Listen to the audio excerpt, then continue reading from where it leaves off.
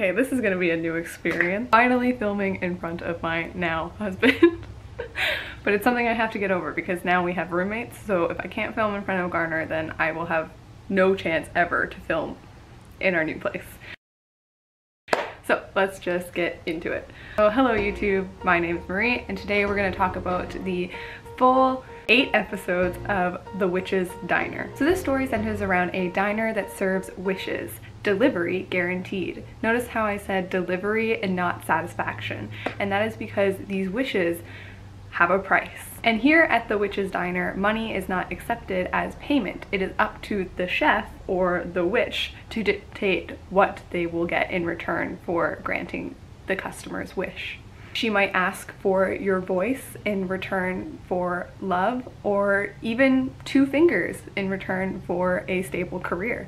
It's really up to her. And the customer has to weigh the pros and cons and decide if this trade is worth their wish. So that is the overall premise of the show, so let's get into some of the characters. And we've got 2 main leading ladies. The first one is the witch. Yes, she's a very powerful and has a dark, sharp edge to her, but it was very obvious to me from the very beginning that she wasn't actually evil, which made her a very interesting character. Now, while she doesn't have a lot of overt character development throughout the course of the series, we do get to learn a bit of her backstory, which really rounded out the show near the end. And our younger female lead is definitely the protagonist of the series.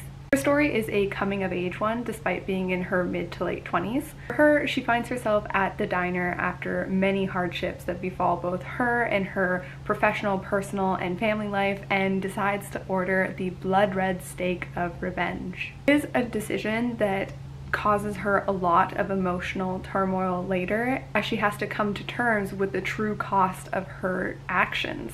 Her arc is definitely one of self-discovery, as she starts to display some witchy abilities, which I found a lot of fun. And overall, I was very pleased by the development that this character was given, considering how short the runtime is for this show. Where I did feel the time constraint was with our male lead. He is a promising young athlete in high school who gets entangled in rough bullying after he transfers schools and sees that one of his older friends is being targeted. Now, this bullying is rough, so if that is a trigger for you, I would stay clear of this series.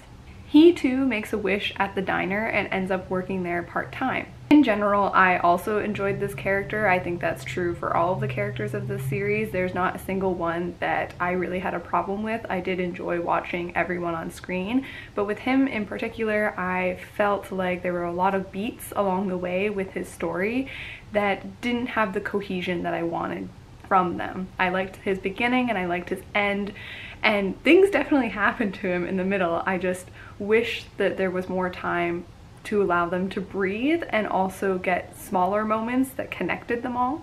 Now on to the plot. And the plot can feel a little Monster of the Week-esque, or in this case, Wish of the Week.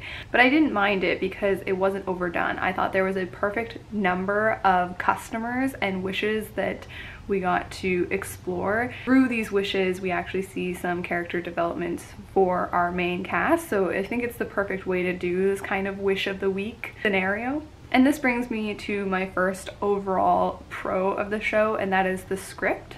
Although I definitely love very realistic and gritty supernatural shows, Witch's Diner is not that. It has an emphasis on lessons that makes it more akin to like old-timey fables than our modern urban fantasy. And the script definitely focuses on how life can be very volatile. Its major theme or lesson is that of choices and learning how to deal with the consequences of one's choices, and also not judging other people for their choices. I would say another pro for the show is the acting in general. I don't think it's anything super memorable, but it was nice to see some familiar faces.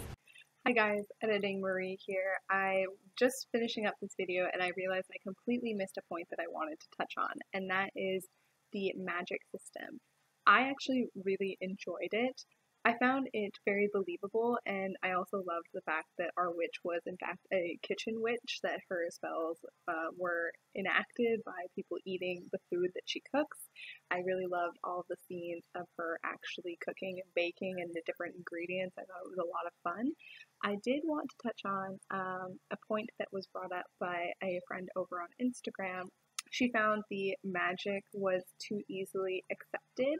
I just wanted to give my own opinion on that matter, being that I didn't find that at all, simply because Korea as a country is still very superstitious. They still have a lot of shamans all throughout the country. Also, I think the mindset of the people ordering these wishes are really important. You know, they are very desperate. So I personally could believe that they believed that their wishes would come true, or the fact that she was an actual wish. And even if they didn't, you know, like, what's the harm in getting a free meal? The Instagram handle of my friend is Happy Reading and Watching.